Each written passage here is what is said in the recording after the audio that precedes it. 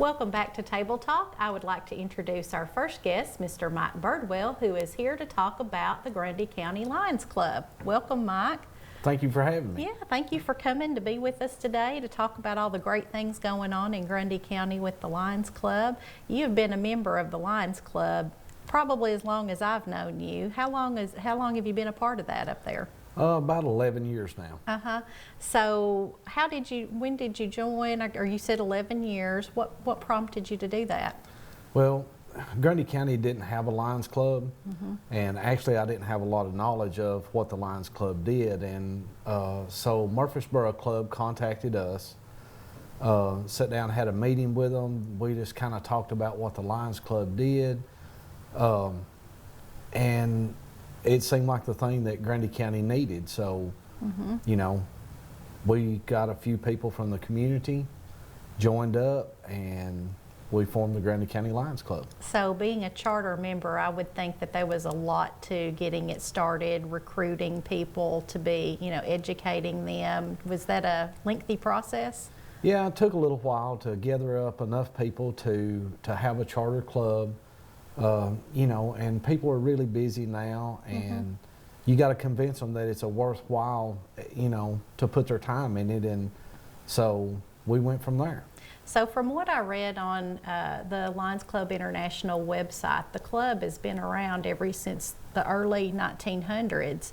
Tell us about it starting in Grundy County. What was one of your first projects that you did? So one of our first projects was, and obviously it takes money to run a club. Some of the things that the Lions Club does is, and with assistance from Murfreesboro, they come around every year, and all of the pre-K and kindergarten students in Grundy County, they actually take a picture of their eyes, and that is sent back to Vanderbilt. Vanderbilt doctors will review those, and in certain cases there's some corrective surgery that can be done, and a child may never have to have glasses in their life. So, there's several projects. That was one of the first projects that we did. And then as we grew and started raising money, then we've got about 4 people per month that we send to get eye exams and a pair of glasses at no cost. What a resource, because your eyes can affect your job, your schooling, everything. Such a huge impact. So what are some, we talked about the eye exams and things like that. I think you had a great story about a child that was helped with something like that. Yeah, so we actually had a teacher to approach us from Tracy City Elementary, and they had a student there that wasn't able to go through the lunch line like the other students without assistance. And when the other students were on the playground playing, this child had to sit with the teacher because he couldn't see good enough to go out and play on the playground. So we contacted the parents, got with the child, got with the Middle Tennessee Lions Sight Service, and actually sent this child to Vanderbilt with some surgery. Then the child came back to school, and he's able to go through the lunch line by himself and run and play on the playground with no assistance. That's amazing. That is really a feel-good story, isn't it? That's worth any time that I put into the Lions Club. Right. Just anytime you kind of get discouraged or anything, you can think about that and know that it's worth the time and effort. So, we talked about, I had read some of the purposes and ethics of the club. What are some of the expectations of the club members? Well, number one is, we have a meeting once a quarter. We don't have a meeting every month in Grundy County. And so everybody gets together and they review the applications that come in.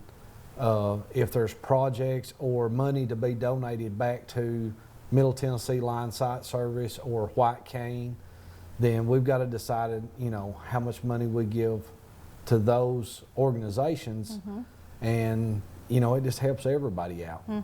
Right. So people have to be, I guess, if they're interested in joining the Lions Club, just a volunteer spirit, work ethic, and be willing, I guess, to give back to the community. give back to the community and help out with the one fundraiser that we do every year. Well, that's not asking too much, I wouldn't think, and it's a, we're going to talk about that in a minute. It's a fun fundraiser. It so is. yeah. So let's talk about your fundraiser you have. Since you only have to have one, that's a great, must be a great fundraiser.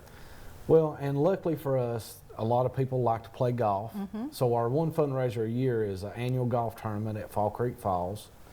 We get a lot of support not only from Grundy County, but we get support from Warren County with several teams, several host sponsors. Sequatchie County, Marion County supports us also. And so we do that one fundraiser. Last year we had 25 teams, which is about a maximum of what we can do. And those guys and ladies come out and they support the Lions Club, and that's the one fundraiser we do every year. So when is your fundraiser? And you said it is at Fall Creek Falls? Fall Creek Falls, August the 19th. We'll have an 8 a.m. shotgun start. Costs $300 to enter a 4-person team, or $100 to sponsor a hole. Okay. So who do they need to get in contact with, all our golf lovers, if they want to play with you guys? They can contact Gail Van Hoosier at the Grundy County Courthouse. She is our Register of Deeds. So just give her a call, sign your team up. You can pay then, or you can pay when you get to Fall Creek Falls that morning. But if you want to be a hole sponsor, try to get that in this week, because time will be running out to get the signs made. Right, and that's what I was going to allude to. I guess if you're a hole sponsor, you get signage around the golf course and some accolades, I guess, for being a sponsor. Yeah, and after the tournament's over with, we'll run some ads in some of the papers, and telling who the sponsors were, so they'll get some recognition for that also. Good deal. And we were talking earlier, you said as anything with golf, it's rain or shine, is that right? Rain or shine, yeah, right. we'll play golf. Okay. Unless it's lightning, then we'll hold off on that. Right. It's going to be a good day. Good deal. Well, Mike, thank you so much for coming and talking with us today on Table Talk. And if you love to play golf and you want to play golf for a good cause, we encourage you to sign up for the 11th Annual Lions Club Golf Tournament. Up next, I'll be talking with Bill Zeckman about viewing the solar eclipse safely. Up next on Table Talk.